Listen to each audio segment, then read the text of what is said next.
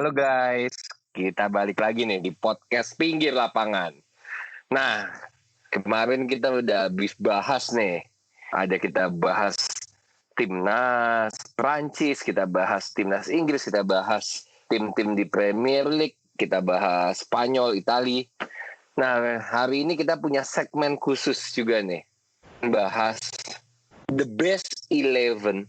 11 pemain yang pernah kita tonton nih, terutama buat nanti nih yang dari teman-teman ada Aaron, ada Ersat, ada Fajar, nanti akan mengutarakan siapa sih 11 pemain terbaik di masa mereka yang pernah mereka lihat langsung di pertandingan, bagaimana formasinya, tipe pemainnya apa aja, kita akan bahas di episode ini, khusus di episode ini. Oke, sebelum gue mulai, coba gue absen dulu ya. Pertama, Fajar Mustar. Halo bro. Udah siap nih? Oh siap banget. Best 11-nya bakal banyak pemain MU ya? Salah ya? Bukan ya? Bukan dong, pemain Chelsea. Everton. Oh, pemain Chelsea. Ini bakal seru nih ya. Enggak, ya, ini sorry. Sebelum mulai 11 pemain terbaik versi kita kan? Versi kita sendiri. Iya. Oh, bener. Personal preference kan, ya. Makanya gue sindir kan, mungkin lo di mata lo kan pemain terbaik kan MU kan, karena banyak juara Liga Inggrisnya kan, mungkin. Ya. Sedih. Coba. Sedih ya? Sedih sama apa? Sama Inggris apa sama MU nih? Apa sama Liverpool? Cuman gini loh.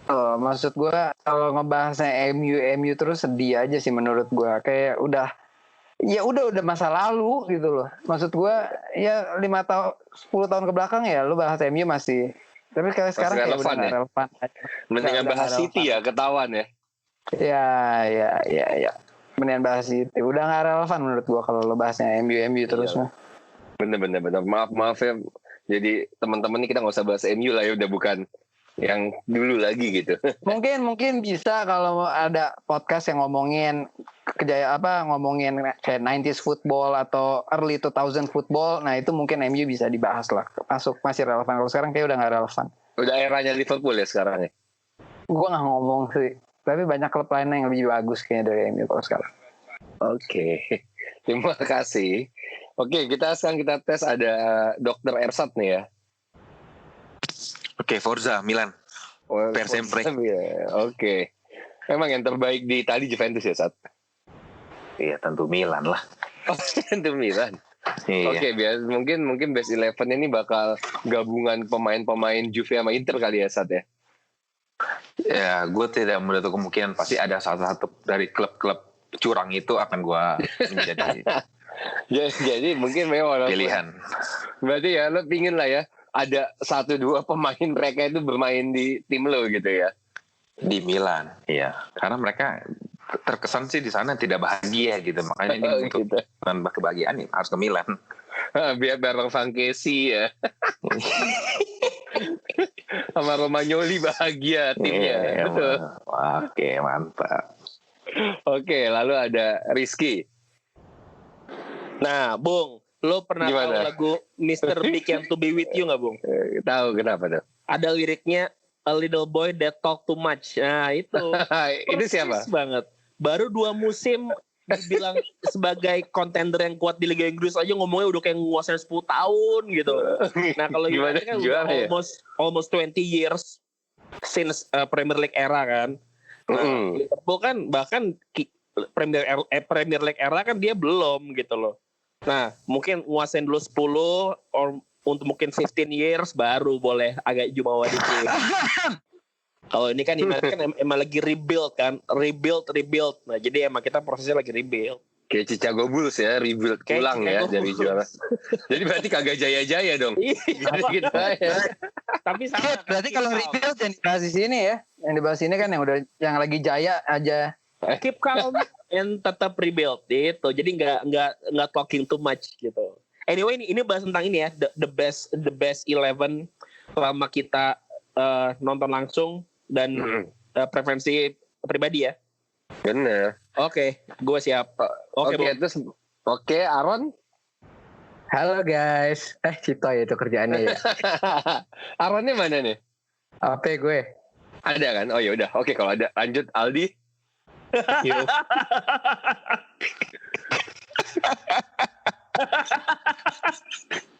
Lu pada ketawa nih. Gimana Aldi gak coach Aldi?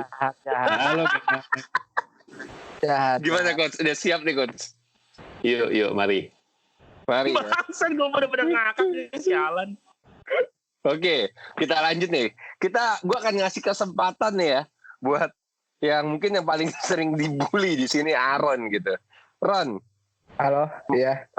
coba gue mau tahu gimana sih tim karya tim lu itu kayak gimana sih? Apa formasinya kan gimana nih? Karya tim gue formasinya 4-4-2. Simple nih berarti ya. Kenapa? Apa sih yang jadi inspirasi lu 4-4-2? Apa lu dulu main Winning Eleven gak ganti formasi jadi 4-4-2 terus? Atau ada apa? Ya, oke, mungkin of course terpengaruh sama masa kejadian MU pas ya 90-an 2000 awal kan tetap pakai 4-4-2.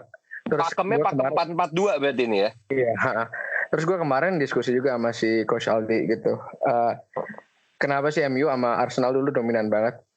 Dia malah ngejawab jawaban yang ya gue sebagai amatir ya, gue sebagai awam, gue nggak nyangka 4-4-2 itu justru defensive formation gitu loh.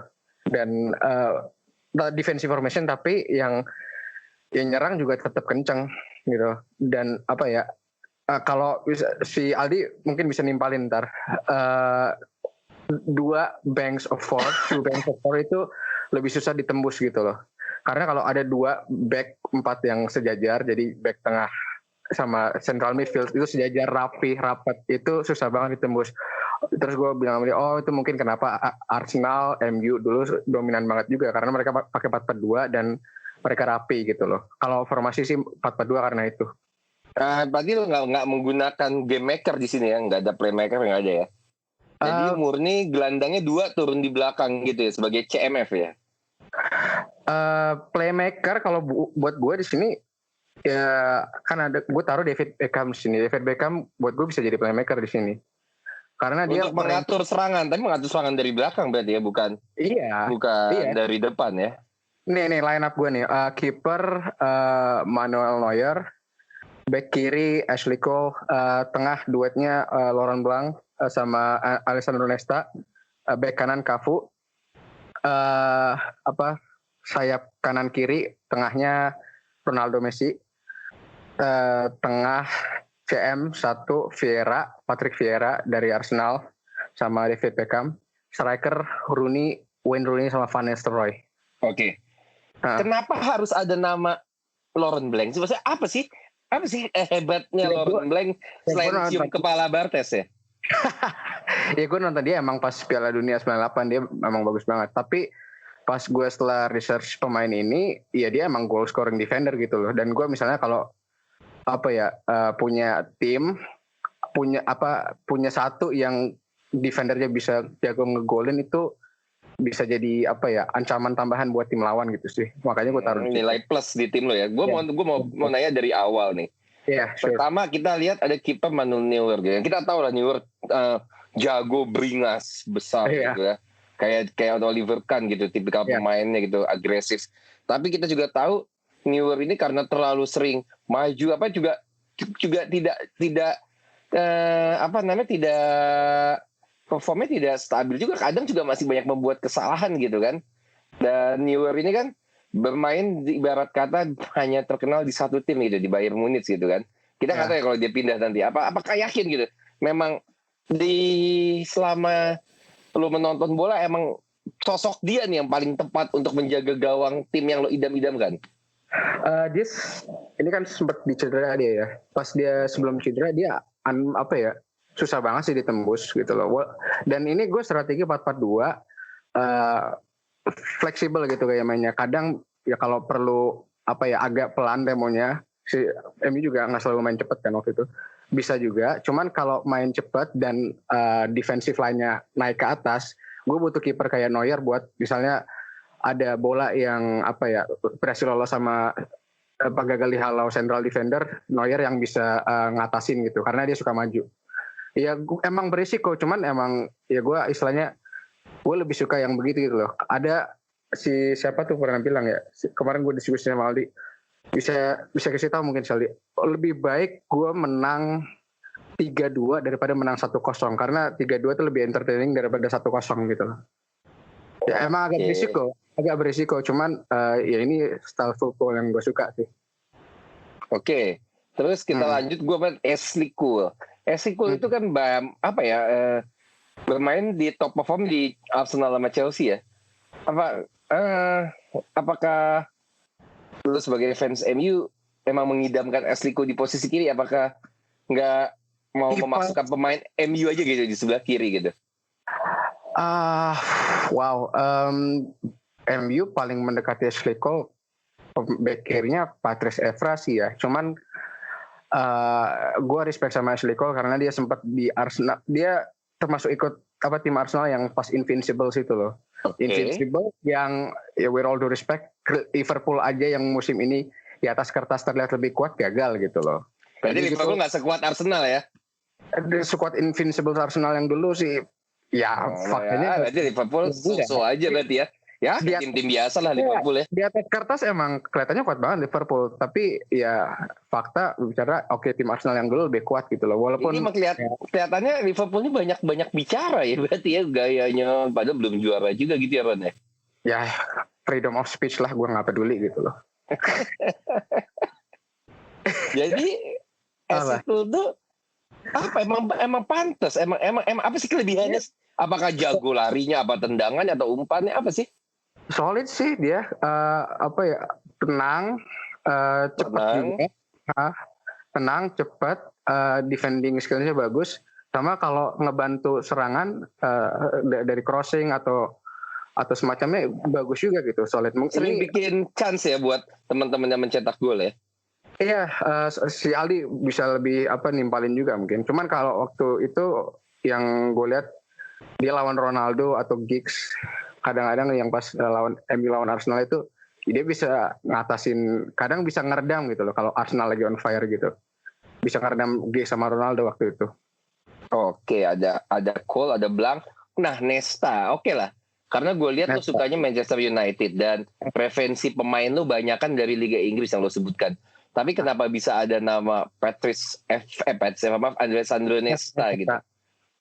Gue jujur ya pas ini si Ersat pasti kesenangan sih. Cuman gue ada semacam kayak love ini. Enggak. Oh apa? Nggak senang loh. Bukan. Ya nggak usah senang pun itu udah kelihatan bahwa lo objektif. Memang selalu objektif, tenang aja. Ya, gue kalau kalau sama Milan istilahnya ada sempat love and hate relationship lah. Soalnya waktu tiap kali ada masa di mana Ferguson ketemu Milannya Ancelotti, susah banget ngalahin Milannya Ancelotti itu. Dan salah satu yang bikin susah ya Alessandro Nesta itu ya salah satu defender yang gue suka aja gitu. Oke Ron, Nesta makan Navarro menurut lo lebih jago mana? Oh wow, itu personal preference ya. Cuman kalau gue pilih Nesta karena dia lebih tingginya ya, karena tinggi sebagai central defender itu keuntungan juga gitu loh. Tapi karena Navarro solid gitu loh. Oke, Cafu.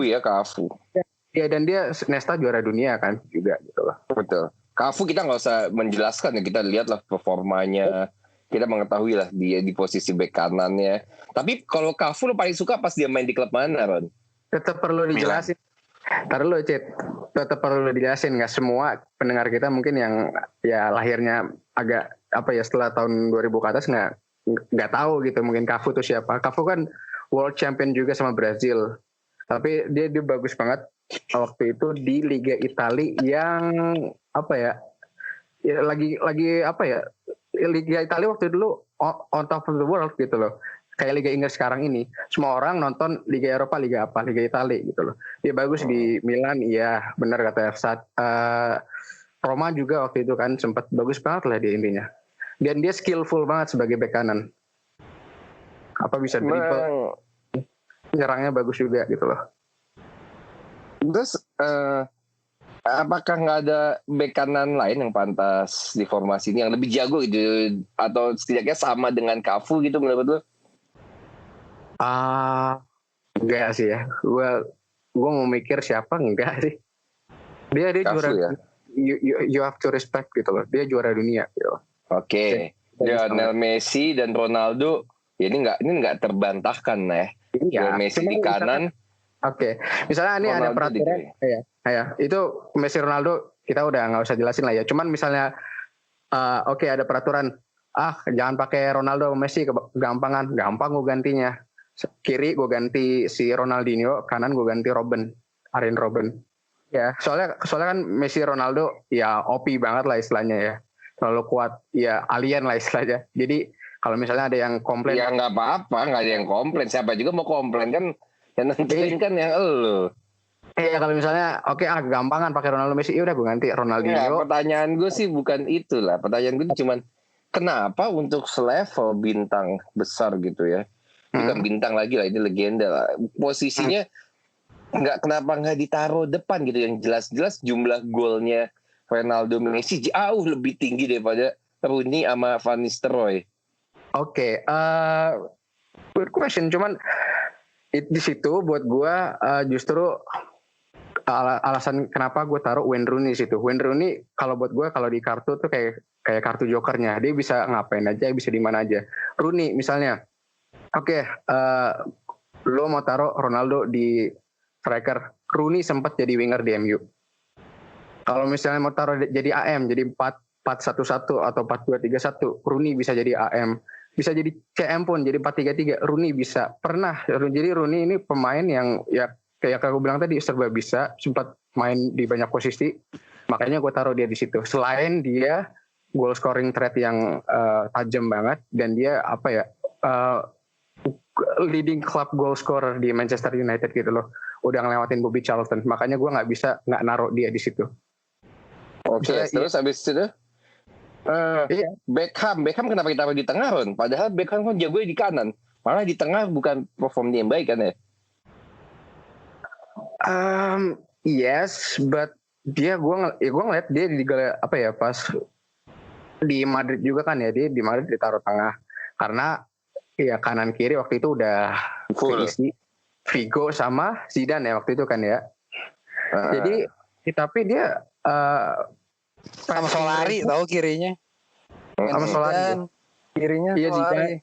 Ya pokoknya Zidane, Figo sama Solari kalau nggak salah. Terus pokoknya striker Ronaldo yang Brazil ya. Ronaldo 9. Tapi dia passing range-nya unlimited man. Pendek bisa, panjang bisa. Jadi misalnya gue mau main sepak bola yang possession, agak short passing gitu. Beckham bisa jadi playmaker atau pengendali permainan di situ. Mau coba kick and rush, Beckham bisa. Misalnya Ronaldo tinggal ngibrit, pasti ditemuin sama Beckham gitu loh. Passing range-nya panjang banget. Dan dia bisa free kick. Buat gue best free kick taker di tim ini. Ya assist number-nya tinggi banget loh. Asli, kita tahu lah itu. Iya, dari sundulannya Van Nistelrooy, Ronaldo atau siapapun pemainnya Madrid waktu itu kan, si Zidane juga pasti udah pernah disumbang assist juga sama dia. Gitu loh. Jadi king of assist, salah satu king of assist lah Beckham itu buat gue. Oke ya, terus terakhir nih ya sebelum gue tutup nih. Ada Patrick Vieira. Oke. Gue menanya, kalau Rooney kan dijelasin ya. Kenapa Beckham didampingi Vieira dan kenapa ada Nistelrooy? Vieira figur kunci Arsenal pas mereka Invincibles. Oke. Ya, buat itu dia kepemimpinannya luar biasa banget. Gue walaupun sebagai lawan gue kagum sama Vieira. Dan setelah Arsenal pergi pun ya Arsenal udah nggak sama lagi gitu. Jadi kayak ini dia kepemimpinannya luar biasa banget. Kedua, defensive skillsnya buat misalnya nahan laju serangan lawan itu bisa diandalin banget lah. Dan dia punya size, dia tinggi kan 187 kalau nggak salah. Gue pengen kalau di tengah gue, Beckham mungkin nggak terlalu gede apa gimana, tapi harus ada satu yang gede misalnya buat duel udara sama lawan gitu loh. Oke. Jadi ini udah namanya Nistelrooy memang the best bomber in the world itu ya. Untuk ujung tombak ya Ron ya. Itu lo taruh dia di kotak penalti, kasih bola, gol gitu loh istilahnya, fox in the box lah. Dan mungkin kalau Nistelrooy tetap di MU nggak pindah-pindah, mungkin yang mencahin goal scoring record Bobby Charlton bisa jadi Nistelrooy gitu. Dia setajam itu kalau buat gue. Oke. Thank you Ron. Ini satu lagi Ron. Apa? Kira-kira kalau gue tambah pelatih untuk menangani mereka siapa Ron? Oh, pelatih ya Sir Alex aja lah. Itu yang udah pasti ya. Kenapa nggak minat sama ini Kenny Douglas? Enggak ya. Oke deh kalau begitu. Thank you ya Ron. Oke guys, kita udah ngeliat tadi ya formasinya Aaron nih ya.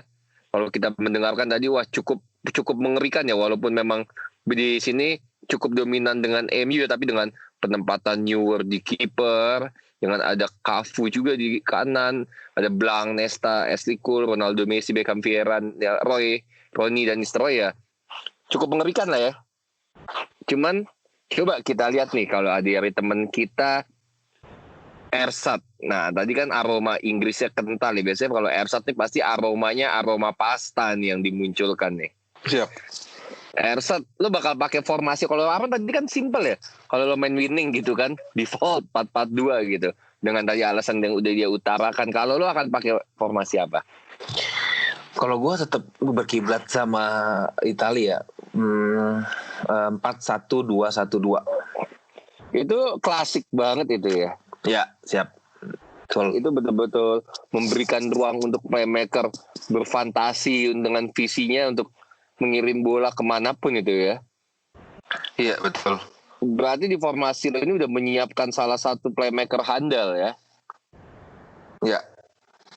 Jadi di tim lo nih siapa sih pemain-pemainnya? Kalau dari kiper sebetulnya gue punya kebimbangan ya antara gue pilih Dida karena pencapaian dia di Milan waktu itu dari 2002 ke 2003 sampai ke 2006-2007 itu 5 tahun terakhir 3 kali masuk final, 1 kalah 2 menang itu. Terus ke satunya lagi yang jadi kedilemaan gue tuh di Peter Cech saat waktu bukan Diego Lopez bukan? Enggak, Diego Lopez itu hanya aja di Madrid yang kurang baik. Sebetulnya kalau di awalnya dia bukan di Madrid, di Milan baru ke Madrid mungkin lebih baik nasibnya. Enggak juga deh. Oke. Kalau dari kiper itu Dida. Kemudian di sayap kanan ya, gue setuju dengan Aaron ya. Gue tetap memplot itu di Marcos Cafu. Karena menurut gue pencapaian dia di AS Roma sebelum di Milan pun sudah bagus gitu. Sudah tidak terbantahkan lah back sayap kanan terbaik di masanya sebetulnya. Di sebelah kanan gue juga masih bimbang juga nih antara Cafu atau Dani Alves. Cuman pencapaian Cafu itu ya saat dia membawa ada di Roma yang notabene mungkin saat itu tidak diunggulkan di Serie A ya, tapi karena itu dia bisa juara di Roma. Kemudian pindah ke Milan, pencapaiannya juga bagus sampai juara Liga Champion, 2 kali final, 1 kali menang, 1 kali kalah. Oke, Nesta Cannavaro nih udah terbaik nih ya. Ini udah terbaik yang Italia miliki nih ya di tengah ini ya. Cannavaro Nesta. Ya, itu jadi diskusi yang baik menurut gue ya, karena Maldini itu sebetulnya awal mulanya ditaruh di back itu di sebelah kiri justru, bukan di sebelah kanan. Karena saat Maldini umur 18 apa 19 tahun ya, 17 tahun, dia itu langsung ditaruh di sebelah kiri, berdampingan sama Franco Baresi, Alessandro Costa Curta, dan sebelah kanannya Marco Tassotti. Tapi waktu itu gue nggak mengikuti. Nah, Maldini mulai ditaruh lagi di sebelah kiri saat 2005, saat Milan kalah di Liverpool. Itu menurut gue formasi yang terbaik yang punya Milan. Saat Maldini ditaruh di sebelah kiri. Tapi yang sekarang nggak terbaik, Romagnoli. Dari sisi back kurang lah jelas. Gitu, dari sisi back kurang. dibandingkan yang saat dulu Maldini di sebelah kiri, ya gue lebih setuju yang formasi 2005. Itu menurut gue formasi Milan 2005 itu back yang sangat-sangat, aduh, sebelah kirinya Maldini, tengahnya Nesta Stam, sebelah kanannya Cafu. Itu sih sulit sekali kali. Iya, itu ya lumayan lah. Iya. Sosok lah ya. Iya. Terus kalau untuk Nesta dan Cannavaro, kenapa gue dampingin ya tadi mungkin setuju juga gue dari sudut pandangnya Aaron bahwa jadi back itu memang harus ada yang idealnya itu Nesta, cukup tinggi lah. Tapi kalau untuk speed ya mungkin lebih baik Cannavaro karena dia bertubuh lebih kecil dan lebih berani ya mungkin Cannavaro juga. Karena pencapaian Cannavaro walaupun di Italia waktu itu di Juventus ya, yang terkena Calciopoli ini sempat enggak, tim tercurang ya. Kemudian yang kena Calciopoli yang diambil gelarnya sama Inter. Kemudian Cannavaro pindah ke Madrid. Nah di Madrid dia 2 tahun berturut-turut juara gitu. Berarti emang Cannavaro bagusnya di Madrid berarti ya. Ya di Juve saat ditangani Capello juga baik. Ya emang Juve tim bagus tim terbaik di Italia ya saat ya. Tercurang dan mungkin jadi terbaik. Oke. Terus gelandang nih 4 nih rapat nih kayaknya ya. Ada Pirlo, ada Iniesta sama Makalele ini dia biar enggak, kan backnya udah kuat. Kenapa gelandangnya seserem ini lagi nih?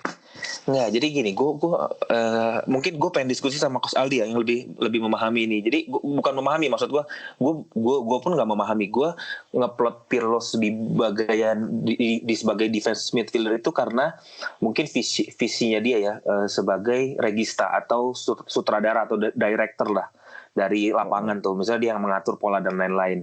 Kalau Makalele ya destroyer seperti ball winning midfielder. Kalau Iniesta, gua juga mau diskusi nih masalah perbedaan holding midfielder atau deep lying midfielder itu mungkin bedanya di mana. Nah, gua taruh Iniesta itu sebagai holding midfielder.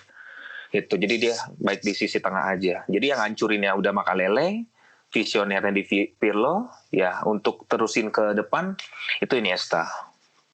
Nah terus kenapa playmaker harus Kakak nih? Apakah Kakak ini emang pilihan yang tepat atau yang terbaik? Karena Kakak kan gimana sih, apa sih hebatnya Kakak? Ya udahlah, kalau itu nggak usah ditanya. Karena gini, Kakak itu gimana tuh? Aduh, nggak mungkin. Kakak lo kan kakaknya Aaron, bukan kan?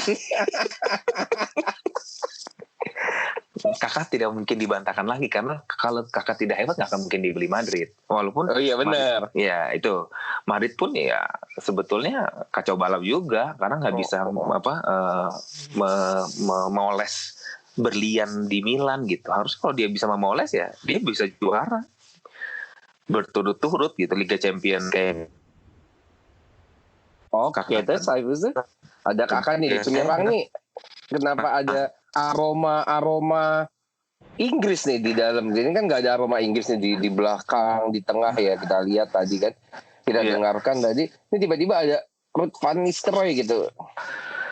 Iya, gini, gua pertama kali ngeliat Ruud van Nistelrooy itu saat di VSV yang duet sama Matija Kesman. Jadi 1 tahun dia duet sama Matija Kesman itu langsung dibeli sama Manchester United. Waktu itu ingat banget gue, kan lucu ya, penyerang itu identik nomornya itu 9, 10, 7. Nah ini Nistelrooy nomor 8 di PSV. Itu jadi catatan menarik tuh. Jadi nomor 9-nya Kesman, nomor 8-nya Nistelrooy. Waktu itu 1 tahun terakhir. Nah itu Nistelrooy pun di PSV statistik mengatakan dia 62 main, 60 gol. Itu. Jadi ya menurut gue sebelum di MU pun dia udah bagus gitu. Terus saat di MU pun catatan statistik kan juga yang bikin terngiang-ngiang itu saat dia bawa bola. Nistelrooy itu penyerang bertubuh besar, tidak kurus, maksudnya dikatakan ideal, iya ideal. Terus kemudian dia bawa bola dari tengah lapangan sampai golin saat lawan Fulham kalau nggak salah waktu itu. Gue inget banget ya, sendirian, soloran, sama kayak golnya Giggs ke Arsenal ya, kurang lebih seperti itulah. Oke. Dan terakhir nih Shevchenko. Ini Shevchenko kenapa? Shevchenko kan di Chelsea biasa aja Waduh, Chelsea iya biasa karena ya itu tadi ditangani oleh pelatih arogan saat itu Mourinho, jadi nggak jelas. Jadi gini, Shevchenko dibeli Chelsea itu karena Abramovich, bukan karena keinginan Mourinho. Ini yang mungkin bisa dikoreksi teman-teman ya. Jadi sebetulnya Mourinho itu tidak membutuhkan Shevchenko saat itu, tapi mungkin sosok Abramovich yang ya punya duit, punya segalanya, punya kekuasaan, ya dia pengen Shevchenko di Chelsea, ya silahkan beli gitu. Apalagi saat itu gimana? Tapi Shevchenko jago, yakin nih jago. Oh, sangat lah, gila kali. Apa sih jagonya sih Shevchenko tuh? Kalau ya catatan di Milan nggak usah di ini lagi ya, pastikan lagi lah. Dia udah pasti sebagai goal getter di AC Milan saat itu gitu. Karena gue suka Milan itu kan saat Bierhoff sejujurnya bukan karena Shevchenko-nya, tapi dia diduetkan dengan Bierhoff, itu menurut gue perpaduan yang pas gitu. Jadi gue suka tipikal pemain yang berspeed, yang lari kenceng, kemudian staminanya kuat, bukan urakan ya, lebih ke penghancur ya. Salah satunya ya Shevchenko gitu, punya apa ya, determinasi tinggi lah. Oke, jadi ini tim 11 terbaik menurut lo saat ya? Iya betul. Kalau pelatih gue maksudnya kalau selalu jawab, gue yakin lo pilih Ancelotti. Enggak, justru gue nggak pilih Ancelotti. Kenapa? Lo pilih berarti Capello-nya Juve? Enggak, gue justru milihnya Arrigo Sacchi-nya Milan. Walaupun gue tidak melihat ya, tapi gue punya pertimbangan untuk memilih itu. Jadi Arrigo Sacchi di Milan itu justru yang merubah konsep permainan awal yang di Milan. Arrigo Sacchi, kemudian Capello, menurut gue catatan pelatih Milan yang menjadi historical menarik tuh itu Arrigo Sacchi, Capello dan Ancelotti. Nah, ramuan dari Arrigo Sacchi ini yang menurut gue terusnya ke Ancelotti ya menular gitu. Oke, cocok. Oke, ini formasi dari Ersat nih ya. Ya, siap. Oke, thank you. Nah, ini masih ada waktu nih ya. Gue mau nanya nih sama selanjutnya nih Fajar nih. Halo. Fajar. Cito. Fajar, ini sih kayak sih bakal banyak dihuni pemain MU ya Jar ya? Enggak sih. Bener yang gak usah main bola lah kalau kayak gitu. Sudah gue penasaran deh. Menurut lu tuh main kriket. Di mata lu tuh itu apa sih? Kenapa lu kesel tuh emang sebetulnya karena sebagai musuh apa karena emang sebetulnya gak jago aja? Nggak kesel juga, apa yang gue keselin sih? Gue kesel sama Manchester City. Gue kesel sama Manchester City gitu. Itu gue kesel. Main itu kenapa harus kesel? Iya karena kan piala lebih banyak. Community Shield-nya lebih banyak ya. Iya piala sih. Iya kan. Enggak, gue nungguin ada yang nyaut nih, ada yang nyaut. Nggak ada yang nyaut. Nggak ada yang nyaut. Berarti semua teman-teman sih mengamini ya kalau emang Liverpool yang terbaik kali ya. Gak usah lah udah. A little boy that talk too much. Ada yang nyaut. Udah berapa minggu masih aja ada Community Shield. langsung bisa lebih banyak, juara Liga Inggris lebih banyak. Iya udah, juara Liga Champions juga Liverpool lebih banyak kan. Netizen maha benar ini nih. Ya, mungkin kita harus bisa menahan nih fans MU nih, Pak D Rizky sama Pak D Aaron nih kan. Cariin aja lah, kasihan deh. Cobaannya lebih berat itu. Ngeliat MU kayak gini. Jar, lo mau pakai formasi apa? Gua 4-2-2-2. 4-2-2-2. Oh, 4-4-2. Enggak, maksud gue 2 CD, bukan 2 CDM, 1 CDM, 1 CM. Terus itu 2 depannya AMR, attacking midfielder right, sama AML, attacking midfielder left. Depannya 2 striker kanan kiri. Jar, siapa sih pemainnya? Kalau kiper gue pakai Wakabayashi. Anjir, kalau kasih masuk aja. Gue lebih suka Wakabayashi. Enggak, gue pakai banyak sih tuh ya kiper tuh. Gue nggak tahu ya kalau kiper yang dulu gitu ya 2000 ke bawah atau early 2000. Gue ngeliat kiper ya as a traditional goalkeeper aja gitu. Tapi kan kalau sekarang tuh kiper tuh udah punya peran lebih lah Mahal lah harga kiper sekarang. Ya benar, ada peran lebih lah di game sepak bola ini kan. Contoh kayak Karius. kayak Karius tuh temennya Justin Bieber loh. Oh gitu. Ini betulan. Betulan. Wah, kok bisa sih? Ya gitulah pokoknya. Oke. Nah, contoh kayak siapa tadi, kayak Manuel Neuer yang pioneernya ya, bisa jadi sweeper keeper gitu kan. Karena butuh high defensive line yang tinggi gitu. Terus gitu kayak ada Andre ter Stegen yang bisa distribute bola ke depan. Asisnya juga lumayan kan. Semusim tuh pasti dia ada asisnya gitu ke depan. Terus kayak Jan Oblak, terus kayak Alisson Becker, kayak David De Gea yang jago sama kakinya gitu. Tapi kalau gue karena personal preference, gue lebih milih yang untuk jadi penjaga gawang tim gue suka Alisson Becker.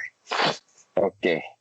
Kalau selanjutnya, kalau untuk 4 bertahan, gue mulai dari back kiri ya. Back kiri gue nggak tahu ya. Back kiri itu menurut gue Ashley Cole sih, gue suka Ashley Cole. kan itu kan emang lu suka bola karena Arsenal kan awalnya, terus tiba-tiba pindah ke Liverpool kan karena Ashley Cole. Gue suka tuh Thierry Henry dulu kan. Siapa sih yang nggak suka Thierry Henry pada SMP gitu? Zaman gue SMP tuh baru biasa aja sih.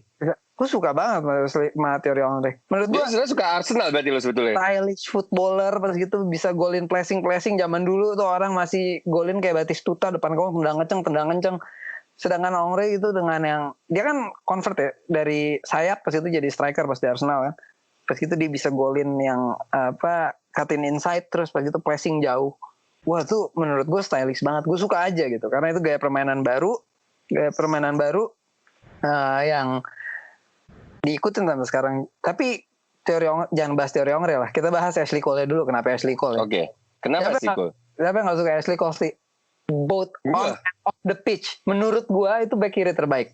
On the pitch, lu kurang pembuktian apa? Invisible yang tadi dibahas, Invisible Arsenal. Pas gitu dia yang pernah nekel Cristiano Ronaldo lagi prime time-nya, masih muda-mudanya, masih suka gocek, di tackle sampai jungkir balik dan gak kenapa-napa. Itu sama Ashley Cole. Menurut gue Ashley Cole back kiri terbaik ya kalau untuk bertahan. Itu menurut gue. Tapi kalau untuk daya serangnya, asisnya nggak sebanyak Andrew Robertson. Tapi ya oke lah. Ya Robertson ini masih butuh pembuktian sedikit lagi lah menurut gue. Soalnya gue masih ngeliat formnya Anderson tuh, Robertson ini banyak yang apa ya, masih naik turun menurut gue ya kalau Andy Robertson. Terus ke back tengah ya gue suka Virgil van Dijk. Maksudnya udah lama gue nggak ngeliat back kayak Alessandro Nesta, tapi sekarang ada yang lebih jago daripada Nesta menurut gue sih. Wow, Virgil van Dijk. Van Dijk lebih better than Nesta. Enggak gini. Nesta itu seniman dalam bertahan gitu ya. Dia punya cara seni bertahan. Dia artis dalam sliding tackle gitu ya. Tapi Virgil van Dijk ini menurut gue beyond ya, kayak Varane campur Ramos, pas gitu ada ditaburin sedikit Kalidou Koulibaly-nya gitu tuh. Paham gak?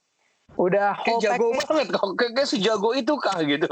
Kayak gabungannya tuh betul-betul mengerikan loh. Ramos, Varane, Pique, semua digabungin. Enggak, tapi menurut gue secara objektif ya, emang iya the best center back in the world right now sih menurut gue Virgil van Dijk. Menurut gue ya. Mau siapa? Okay. Mau siapa lagi? Lo mau ngomong Varane ya? Enggak lah, masih kalah lah. Ramos ya kalah lah. Kalau untuk perform ya, lu jangan ngomong result. Kalau result kan itu kan team achievement. Ini kan gue ngomong dia pilih karena apa? Karena kapabilitasnya dia sebagai pemain as individual. Jadi menurut gue Virgil van Dijk, ya he's the best, bukan one of the best. He's the best defender center back in the world right now. Gitu. Itu yang gue butuhin. Okay. Pertama, composure-nya dia, bisa ngatur defensive line-nya dia. Itu yang sangat dibutuhkan. Soalnya atribut terbesarnya dia juga salah satunya teriaknya kencang kalau kata Jurgen Klopp. Oke, lanjut. Jadi dia bisa ngatur. Terus gitu sebelahnya ditandemin sama Fabio Cannavaro. Oke, terus siapa lagi tuh kanannya? Kanannya gue butuh, kalau tadi Aaron bilang dia butuh goal scoring defender, ya gue pakai goal scoring defender sama most assist in the Premier League. Ya gue suka Trent Alexander-Arnold sejauh ini. Menarik ya? Enggak, ya aneh sih, maksudnya kayak ya timnya jompang banget itu, kayak ada tim terbaik tiba-tiba kanannya lu suruh main jadi back. Dia ngapain masukin Arnold gitu? Gini, kenapa enggak? Apa yang melarang, apa yang bikin itu aneh? Trent Alexander-Arnold itu punya statistik main semusim itu udah hampir sama dengan pemain-pemain senior umumnya. Dia starting lineup di Liverpool udah hampir 2 musim ya. Maksudnya dia udah bisa bersaing di sepak bola Inggris, di sepak bola Eropa pun juga. Kalau di timnas dia utama di kanan. Kemarin kan belum ya. Kemarin terakhir kali kalau sekarang udah pasti timnas ya pasti dia lah back kiri ini. Mau siapa? Mau Kyle Walker atau Kieran Trippier? Ya itu kan nggak back dan again ini kan diskresi pelatih ya. Mungkin kan lo harus mikirin itu juga kan. Soalnya masih banyak seniornya kan. Masih ada Kyle Walker, masih ada Kieran Trippier gitu. Tapi kalau misalkan untuk sekarang sih gue yakin banget, apalagi abis menang Liga Champions pasti kayaknya Gareth Southgate pakainya dia sih untuk jadi starting 11 di Inggris. Tapi dia waktu Piala Dunia udah sempat ikut kan dia? Dipanggil last picknya itu Alexander Trent-Arnold. Tapi nggak main ini ya? Karena Alexander Trent-Arnold waktu itu baru jadi starting lineup Liverpool. Soalnya waktu itu kan back kanan Liverpool itu kan ada Nathaniel Clyne ya. Nathaniel Clyne itu cedera panjang. Situ muncul orang namanya Alexander Trent-Arnold yang sebenarnya waktu di akademi itu dia kan CDM. Akhirnya ditarik sama Jurgen Klopp karena Jurgen bisa ngelihat dia punya pace, dia punya potensi untuk nusuk dari sayap. Dan akhirnya dia jadi fullback dan unbelievable well banget mainnya sih menurut gue. Untuk umuran 22, 21, 98 kalau nggak salah lahirnya atau 96 lupa gue ya pastinya. Dan menurut gue dia deserve lah ditaruh di gini kan balik lagi ya ke personal preference. Iya. Gue iya balik iya tapi kita juga menanyakan dong. Ya mempertanyakan ya itu alasan gue kan. Tadi kalau nggak mau ditanya ya disebutin aja kita tutup abis ini. Enggak kalau misalkan dia kalau lu galak banget jadi moderator. Enggak kan ngasih tahu aja. Najwa Shihab deh lo. Nah, ya kan baik-baik gitu. Nanti kita suruh Najwa isi podcast kita juga ya. Dia suka bola juga kok setahu gue. Oke, nah terus dia pernah wawancara Beckham kan? Tapi dia fans Arsenal setahu gue, Najwa Shihab. Dia nggak iya? juga kita bahas ya. Udah lah nggak usah bahas juga. terus saya memang sampai Trent Alexander-Arnold ya, sama dia bisa free kick, dia bisa assist, dia bisa lari box to box, dia masih muda, dia masih punya karir yang panjang. Jadi menurut gue oke. Apalagi? Oke. Lanjut deh ke lini tengah siapa aja yang akan lo masukin? Di 2 ya, CM ya, kayak ada semi CDM kayak di playmaker itu gue pakai Steven Gerrard ya udahlah. Maksudnya itu kan udah whole package juga ya. Dia bisa defend, dia bisa attack, dia bisa kepleset. Ya itu sih emang orang tuh lebih suka lihat kegagalannya baik ada yang hanya bisa. Ya, itu kan bisa kan. Kepleset. Kemarin juga bisa kepleset. Raul juga kepleset bos. Kepleset di momen penting. Itu uniknya sih emang. Tapi ya udah lah. Maksud gue pakai Steven Gerrard ya kan. Oke. Dia bisa bertahan. Sliding tackle-nya nggak jelek, nggak kayak Paul Scholes. Dia bisa umpan jauh.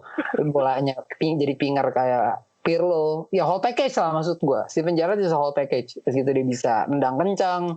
Dia bisa ngambil set piece, dia jago penalti, dia jago overall lah. Terus gitu gue suka yang nemenin Gerrard yang bisa nusuk ke dalam itu. Gue sepaham sama Ersat Kakak. Kakak itu on his prime time gila sih, jago banget menurut gue. The most stylish and elegant attacking midfielder pada zamannya. Jadi gue taruh dia sama Steven Gerrard. Terus gitu ada 2 IMF, gue butuh 2 kreator ya. Gue butuh 1 kreator. Menurut gue masa itu Kevin De Bruyne. KDB tuh Kevin De Bruyne itu menurut gue prototipe pesepak bola modern. Prototipenya ya begitu cara main sepak bola modern ya kayak Kevin De Bruyne. Dia bisa switching ball dengan apa ya? Switch dari kiri ke kanan, dari kanan ke kiri, itu benar-benar unbelievable banget deh. Cuman ya visinya terlalu bagus menurut gue Kevin De Bruyne. Oke. Sama di itu sebelah kiri ya, sebelah kanan gue mau taruh mau Salah ya. Jadi kayak Kenapa? butuh sprinter yang bisa inverted, yang bisa cut inside tiba-tiba golin ya. Kayak kalau udah buntu sama 2 striker lo di depan ya udah lo oper Salah aja, nanti Salah yang lari gitu. Oke, berarti 2 lagi nih akan diisi Terus, oleh 2 striker nih. Lo nggak nanya Salah kenapa gue pilih? Biasanya kan lo bertanya gara-gara Liverpool. Enggak juga sih ya. Karena di Mesir jago kali ya. Wah, di Mesir di Liga Inggris ya. Di Liga Inggris apa pembuktiannya? Kurang. Udah 2 tahun berturut-turut jadi top skor Premier League. Tapi kan belum jadi juara Liga Inggris, Jar. Iya kan balik lagi kalau juara itu kan gimana sih, juara itu kan tadi gue bilang pencapaian kolektif. Ini kan kalau yang bisa masuk ke dalam ini kan pencapaian individual bukan kolektif kan. Kalau kolektif gue masukin Liverpool semua bro. Ini ini kan bukan pencapaian kolektif. Lu mengukur pemain jago itu kan bukan pencapaian kolektif. Kalau lu mengukur tim jago ya itu harus rame. Tapi kalau pemain jago ya lu lihatnya dari statistiknya, kayak dia pass dribblenya bisa komplit berapa dalam satu musim. Benar. Terus gitu dia bisa interceptnya bagaimana, work rate kayak gimana, finishingnya kayak gimana, off the ball runnya kayak gimana. Ya, menurut gue Mohamed Salah itu membuktikan dia one of the best. Oke, 2 penyerang depan itu siapa, Jar? Gue Luis Suarez sama Fernando Torres. Oke. Kenapa tuh? Ya udah itu gak usah pakai pembuktian apa lagi sih. Luis Suarez itu jago banget sih. Menurut gue jago banget sih. Jago sih. Jagonya keterlaluan cuy. Jago. Nah, coba ada yang mau negor lagi. Kalau Suarez udah lah, gak usah pakai penjelasan. Kayaknya semua orang harus. Kalau Torres coba dijelasin. Enggak. Di satu tim tuh butuh orang yang ganteng cuy. Ini alasannya lo masukin. Enggak, mungkin begini, Torres itu yang ngebuat Vidic kepleset. Enggak, Torres tuh Prince Charming bro. Di satu tim tuh emang butuh sama ada yang charming gitu tuh butuh gitu biar. Jadi itu alasannya masukin. Biar cewek-cewek nanti pada nonton tim gua main gitu. Berarti nggak sekedar jago ya, harus punya. Ya jago juga ya. El Nino gitu loh. Gila loh. Yeah. Bilang Torres gak jago mah gila. Dibeli 50 juta lagi busuk-busuknya. Lagi busuk-busuknya aja dibayarin 50 juta sama Chelsea. Akhirnya busuk betulan. Iya busuk betulan. Oke. Alasan lo gitu amat. Torres juga juara juara dunia, juara Eropa. Lu lupa di Spanyol striker ujung tombaknya dia itu. Iya, gue nggak keberatan Tapi sih. di Chelsea yang ngebuat Liga Champion ya Torres. Iya. Sama Barca. Torres di final. Spanyol bukan pemain inti anjir pas juara. Yang pas Euro 2000 Euro 8. Dia golin. Euro 2008 yang golin gawangnya si yang Sleman dia. Kan. Nah, kalau yang Euro pertama kali bukan dia emang, masih yang lain. Cuman kalau yang setelah itu dia udah mulai masuk. Iya, oke. 2012 itu Vicente Del Bosque formasinya without striker loh. Torres tuh nggak starting 11 tapi dia emang golin di momen-momen penting di 2012. Iya, di final enggak. Fabregas false main kan. Oke. Jar, Yes. kemarin gue sempat baca artikel di goal.com. Oke. Bahwa isi artikelnya yang ngomong Gary Neville sih ya. Bahwa tren Alexander-Arnold seperti Cafu, tapi Aaron Wan-Bissaka lebih baik. Nah, kenapa dibandingkan? Karena diyakini Alex Arnold dan Wan-Bissaka ini akan bersaing ketat dalam memperebutkan posisi reguler di bek kanan timnas Inggris. Nah, kalau itu kan yang kita bahas. Itu kan itu balik lagi ke episode yang sebelum pernah kita bahas. Gue bilang contoh bek kanan aja tuh Inggris tuh udah terlalu menumpuk, bos. Kalau lo ngikutin Liga Inggris masih ada yang di Norwich itu yang jago banget, gue lupa lagi namanya siapa. Ada yang nggak di Norwich ada bek kanan itu jago juga, masih muda banget. Balik lagi ya, karena Aaron Wan-Bissaka, gue bilang jago. As a fullback jago, sama Trent Arnold jago. Tapi bisa apa gitu loh?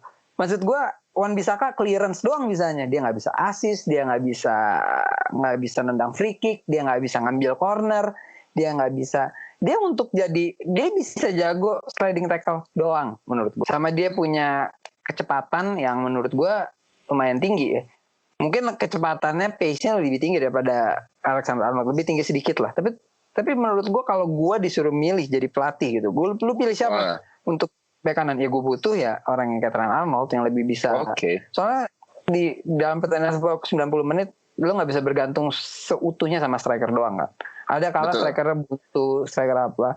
Ya orang-orang kayak Arnold ini yang bisa memecah kebuntuan. Kalau misalkan Kevin Bisaka memecah kebuntuan nggak bisa kayaknya. Dia nendang aja pasti ngoper aja agak susah bro. Asisnya aja sama Alisson Becker sama kayaknya musim ini. Maksud gue kan gitu. Kalau ya itu kan balik lagi kan dia di usia yang hampir sama, usia yang relatif sama, tapi menurut gue lagi di level yang berbeda lah sekarang. Oke, siap. Terima kasih buat Fajar. Nah, ini kita udah sampai 50 menit nih. Kita udah denger nih best 11 dari pertama dari Aaron gitu dengan mayoritas pemain MU-nya. Kita denger formasi ala pastanya Dr. Ersat, dan terakhir kita disuguhkan formasi Premier League. Nah, hampir banyak diisi pemain Premier League oleh Fajar nih. Pokoknya nanti kalau misalnya teman-teman pingin lihat formasinya, kita akan share di Instagramnya podcast Pinggir Lapangan. Nah, jadi yang belum follow nih terutama nih, follow juga ya di IG kami di podcast Ping Lab. Lo bisa lihat formasi-formasi yang tadi kita omongin akan di-share di situ. Terus buat ngedengerin, kalian juga denger, bisa di Spotify, ada juga di YouTube. Oke?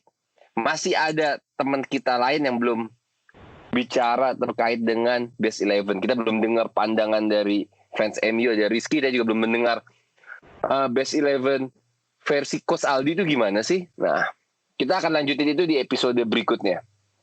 Oke? Sampai ketemu di episode berikutnya. Ciao!